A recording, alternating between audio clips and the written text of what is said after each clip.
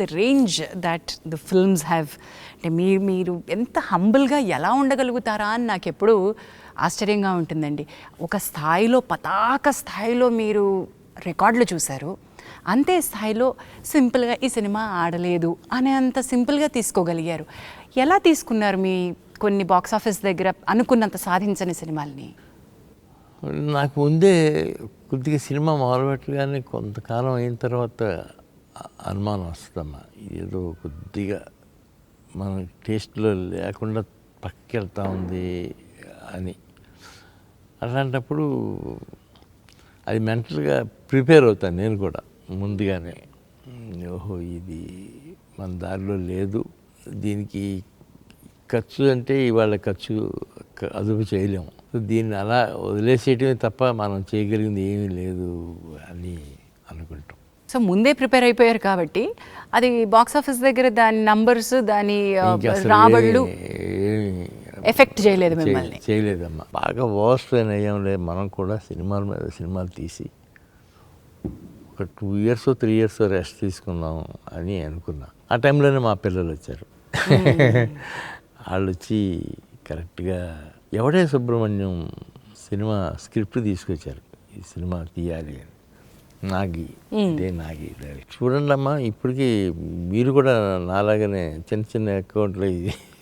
అప్పటికి వీళ్ళు స్టార్ట్ చేసి సినిమా ఇండస్ట్రీకి మీరు మీట్ అయిపోయారు వాళ్ళు కూడా.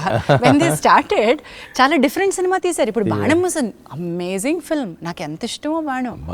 సీతారామం కూడానమ్మా వాళ్ళు తీసుకొచ్చి నాకు అప్పచెప్పిన స్క్రిప్టే. డాడీ హను బాగా చెప్పాడు డాడీ, విన్నాను, నిజంగానే అందులో విషయం ఉందమ్మా, కూర్చుంటే మనకు వర్కౌట్ అవుతుంది అని ఒక 2-3 months వరుస పెట్టి కూర్చున్నాను నేను హను. అందుకనే అది ఆ సినిమా ఆ షేప్కి వచ్చింది. స్వప్న కానీ స్వీటీ కానీ ఎక్కడ కాంప్రమైజ్ అవ్వలేదు అసలు, ఎక్కడ ఏ విషయంలోనూ. సార్ ఇక్కడ ఒక క్వశ్చన్ అడుగుతాను సార్. సినిమా ఇండస్ట్రీలో లెగసీ ఆర్ వారసత్వం ఇవి మేము చూస్తూనే వచ్చాం, కానీ ఒక ఇంటి నుంచి వచ్చినటువంటి వారసత్వంలో, నేను ఇక్కడ జెండర్ అనట్లేదు సార్, ఇంకా చాలామందితో పోటీ ఏమో, కానీ మీ అమ్మాయిలు వేరు సార్, మీ అమ్మాయిలు బంగారాలు. The way that they have పుణికి పుచ్చుకోవడం, అంటే వ్యాపార సూత్రాలని, ఏ సినిమాకి ఉన్నటువంటి కళాత్మకతని, వ్యాపార సూత్రాలని వీళ్ళు సంగమించి మేళవించినట్టు నాకు తెలిసి ఇంతవరకు జరగలేదేమో అనుకుంటున్నాను సార్. నేను అదే అనుకుంటానమ్మా, ఖచ్చితంగా నేను అదే ఫీల్ అవుతాను. నా పిల్లలు కదా వీళ్ళు ఎంత కష్టపడుతున్నారు. ఈ కల్కికి అయితే 3 years నాన్ స్టాప్గా కష్టపడ్డారు.